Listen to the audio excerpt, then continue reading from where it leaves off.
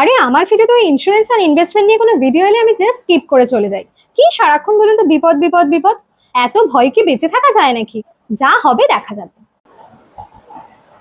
আমাদের মধ্যে কিন্তু বহু মানুষের ধারণা এটাই যে যা হবে দেখা যাবে, এখন থেকে ভাবার কোনো দরকার নেই। কিন্তু সময় এসেছে এই ধারণাটাকে ঠেলে সরিয়ে দেওয়ার। ফিনান্সিয়াল সেফটি নেট চ্যানেলের একটা নতুন ভিডিওতে আপনাদের সবাইকে আরো একবার স্বাগত জানাই। আজকে আপনাদের দেব এমন কিছু গুরুত্বপূর্ণ টিপস যেগুলো সবকটাই একটা অপরের সাথে কিন্তু ইন্টারকানেক্টেড। তাই আপনাদের অবশ্যই আমাদের সাথে জুড়ে থাকতে হবে এবং সমস্ত ভিডিওটা মন দিয়ে দেখতে হবে, তবে কিন্তু আপনি একটা ভয়মুক্ত জীবন যাপন করতে পারবেন। তাহলে চলুন ভিডিওটা শুরু করা যাক।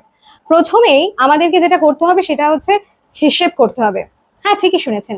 সেটা আপনি যেটাতে কমফোর্টেবল, হতে পারে ডায়েরি পেন, হতে পারে এক্সেল শিট, কিংবা হতে পারে কিছু এখন চলতি অ্যাপ আছে বাজারে যেগুলো আপনার হয়ে আপনার মাসের হিসেবগুলো তারাই করে দেবে। মাসের শেষে যদি আপনি আপনার সমস্ত ট্রানজাকশন একসাথে খুলে নিয়ে বসেন, তাহলে কিন্তু এই ছোট ছোট ট্রানজাকশনগুলো দেখে আপনার মনে নাও পড়তে পারে যে সেগুলো কোন কোন খাতে আপনার খরচ হয়েছে।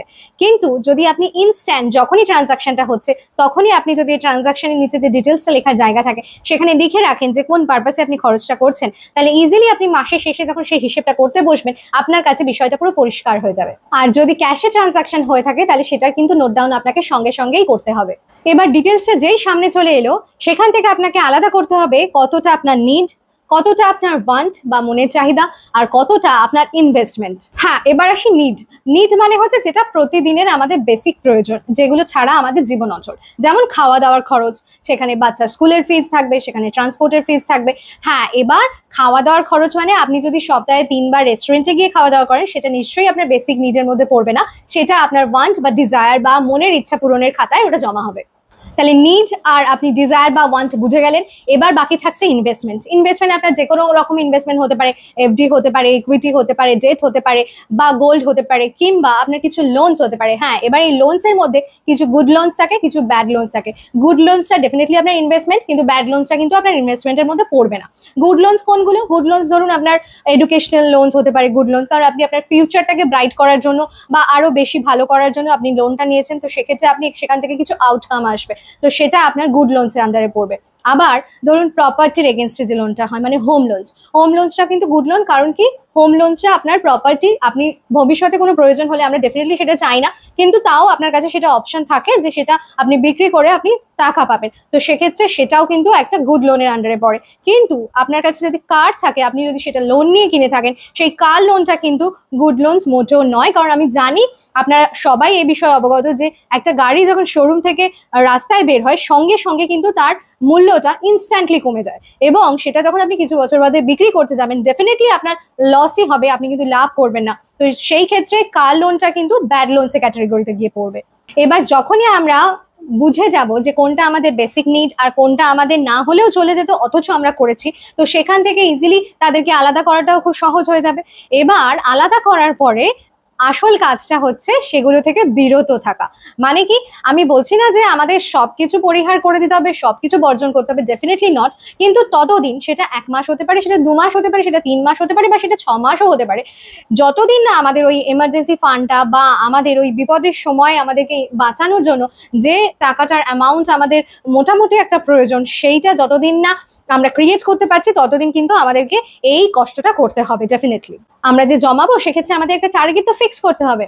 এবার বলি যে যদি আপনার সার্ভিস অকুপেশন হয়ে থাকে, আপনার পেশা যদি সার্ভিস হয়ে থাকে, তো সেক্ষেত্রে আপনার টার্গেট হবে 1 মাসের আপনি যেটা নিড হিসেবে আপনি বার করেছিলেন, নিড মানে আপনাকে যে পরিমাণ টাকাটা খরচা করতেই হবে প্রতি মাসে, সেখানে আপনার লোনের এগেনস্টে ইন্টারেস্ট হোক, বা আপনার খাওয়ার খরচ, আপনার বাচ্চার স্কুলের ফিস, আপনার ট্রান্সপোর্টের খরচ, সেইগুলো বাবদ যে টাকাটা হয়েছিল সেইটা আপনাকে টার্গেট করতে হবে।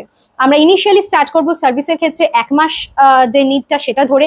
আর আপনার যদি পেশা হয়ে থাকে ফ্রিল্যান্সিং, বা যেখানে ধরুন নিশ্চয়তা খুব কম, মানে আপনার জবটা চলে গেলে সেক্ষেত্রে আপনার নতুন ভাবে নিজেকে স্টেবল করতে 3-4 মাস সময় লাগবে, তো সেক্ষেত্রে আপনার কিন্তু ওই টার্গেটটা হবে সেই 3-4 মাসের যে নিডের অ্যামাউন্টটা সেইটা। আর সেই অ্যামাউন্টটা নিশ্চয়ই একদিনে জমা হয়ে যাবে না, কারোর 1 মাসও হতে পারে, কারোর সেটা 6 মাসও লাগতে পারে। তো সেই জন্যই আমাদের আগে থেকে প্রিপেয়ার থাকতে হবে, আগে থেকে সেই অ্যামাউন্টটা তৈরি করে রাখতে হবে, জোগাড় করে রাখতে হবে, যাতে আমাদের বিপদ এলেও আমরা ভয় মুক্ত থাকতে পারি। এবার প্রশ্ন হচ্ছে যে সেই অ্যামাউন্টটা আমি সরিয়ে রাখবো কোথায়, কারণ সেভিংস অ্যাকাউন্টে থাকলে অবভিয়াসলি আমাদের খরচ হয়ে যায়। তো এরকম অনেক ফান্ডস আছে, লিকুইড ফান্ড আছে, যেগুলো ধরুন কোনো লকিং পিরিয়ড থাকে না, আপনি ইজিলি যে কোনো সময় বিপদে পড়লে আপনি সেখান থেকে টাকা তুলতে পারেন, উইথড্র করতে পারেন। তো সেরকম ফান্ডসের ব্যাপারে জানতে হলে অবশ্যই আমাদের সাথে যোগাযোগ করতে হবে। আর আপনার যদি মনে হয় যে না আমি দৃঢ় প্রতিজ্ঞ, আমি সেভিংস অ্যাকাউন্টে ওই টাকাটা সরিয়ে রেখেও আমি নিজেকে সংযত রাখতে পারবো, তো সেক্ষেত্রে you can go for that option. এই প্রসেসটা ঠিক ততক্ষণ চলবে যতক্ষণ না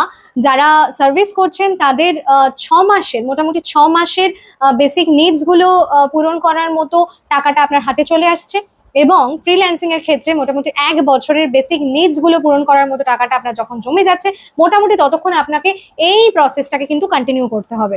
আবার বলবো, অ্যাক্সিডেন্ট কখনো বলে কয়ে আসে না। বিপদে যখন পড়বো তখন ওই যা হবে দেখা যাবে সেই মেন্টালিটির মানুষগুলোর কিন্তু সত্যি করুণ অবস্থা হবে।